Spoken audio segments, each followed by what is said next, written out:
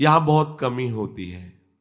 ध्यान देने योग्य बात है, मंत्रों पर अविश्वास मत करो, नाम पर अविश्वास मत करो। तुम अनुष्ठान को जानते ही नहीं कैसे किया जाता है। एक कामना की पूर्ति, तुम विश्व की कामना की पूर्ति कर सकते हो, विश्व की कामना की पूर्ति।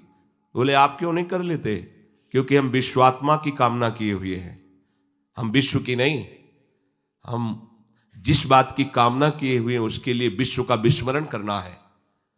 मन मन की रुचि जान नेह विधि अनुसरें। हम प्रियालाल की मन की बात जानकर उनकी सेवा में रत होना चाहते हैं।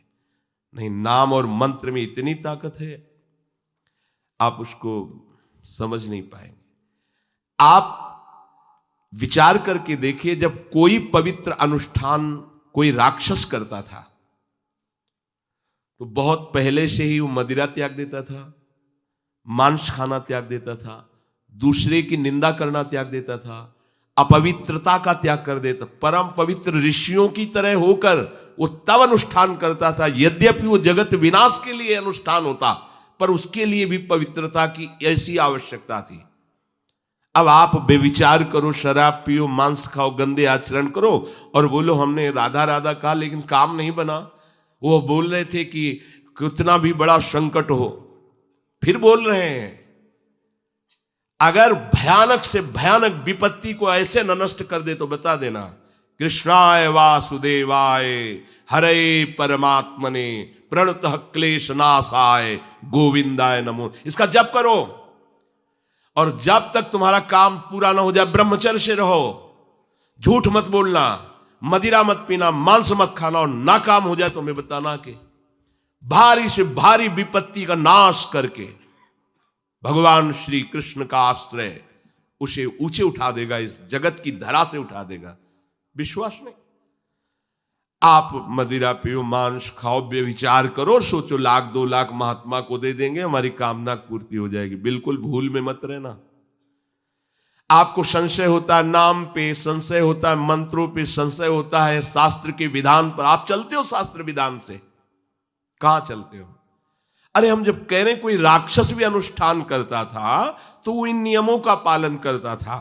इतना अनुष्ठान में कि मेघनाथ को पैरों से मार रहे हैं बंदर भालू, पर वो ना मंत्र छोड़ रहा है, ना हिल रहा है, ना उनकी तरफ देख रहा है।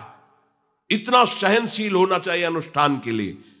किसी कामना की पूर्ति के लिए सांगोपांग अनुष्ठान करो, भला कामना की पूर्ति ना हो जाए? नहीं। आप शास्त्रों में पढ़ के देखो, संतान उत्पत्ति के लिए कैसे व्रत, पयोव्रत का कैसे अनुष्ठान किया। पवित्र रह करके इतनी इतनी मात्रा में ये आहार लेना है। इस मंत्र का जब भगवान गर्भ में आ गए, क्या चाहिए तुम्हें? भारी से भारी विपत्ति को दूर करने के लिए आर्त भाव से पुकारो भगवान को। तुम्हें धनी बनना है, अनुष्ठान कीजिए। हम कह रहे किसी विशेष मंत्र आदि की तरफ ना बढ़िए, बोलिए राधा राधा। क्या चाहिए आपको? कृष्ण कृष्ण बोलिए। सब मंत्रों का सार है नाम में, आप बोलिए तो नाम। पवित्र होइए, गंदे आचरण छोड़िए। क्या चाहिए आपको? भगवान का नाम जहां गूंजता है वहां ऐश्वर्य अपने आप चरणों में लौटता है। अब छल कपट करो, हिंसा करो, गंदे आचरण करो, सोचो हम बहुत बड़े धनी बन जाएं, तो दुष्कृति का फल दरिद्रता और दुख होता है। सुकृत का फल ऐश्वर्य और सुख होता है। अब लगाओ तुम कांटेदार वृक्ष और चाहो कि हमको रसीला फल प्राप्त हो, तो इसे मूर्खता ही कहते हैं।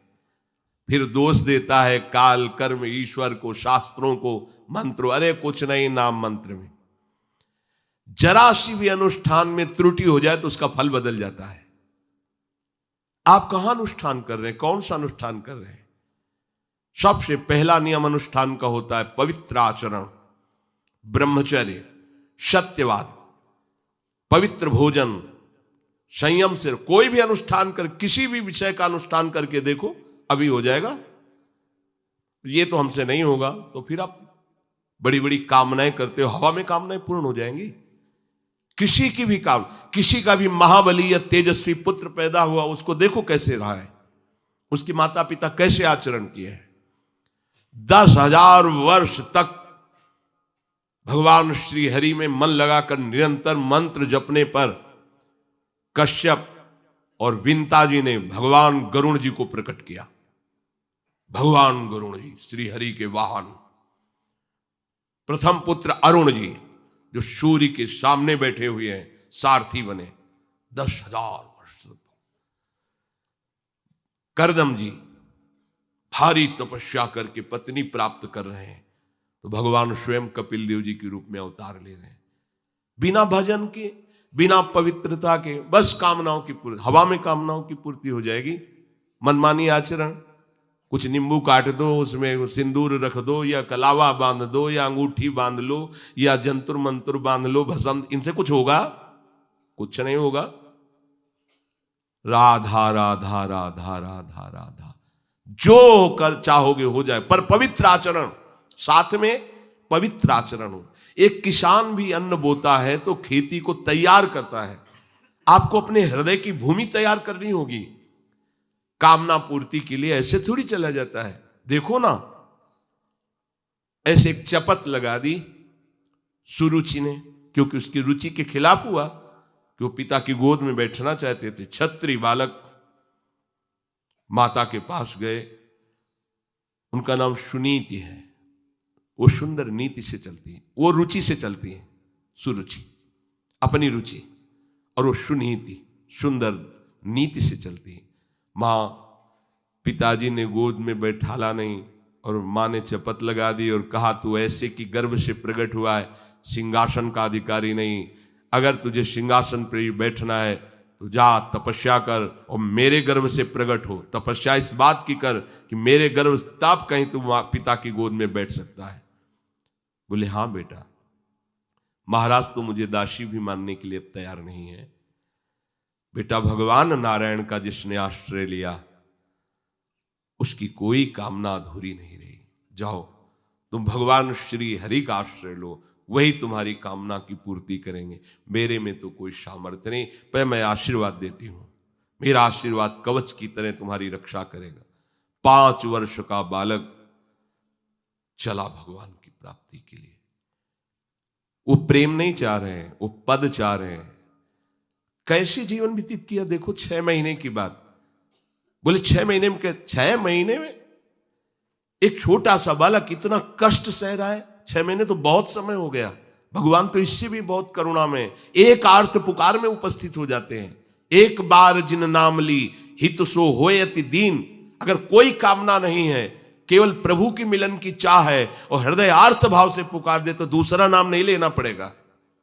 एक बार जिन नाम ली हित सो होय अति दीन, ताको संग न छाणहि ध्रुव अपनो कर लीन। ये महारसिक शेखरों के वचन है, कोई ऐसे मिथ्या वचन थोड़ी। श्वास को भी रोक लेते हैं।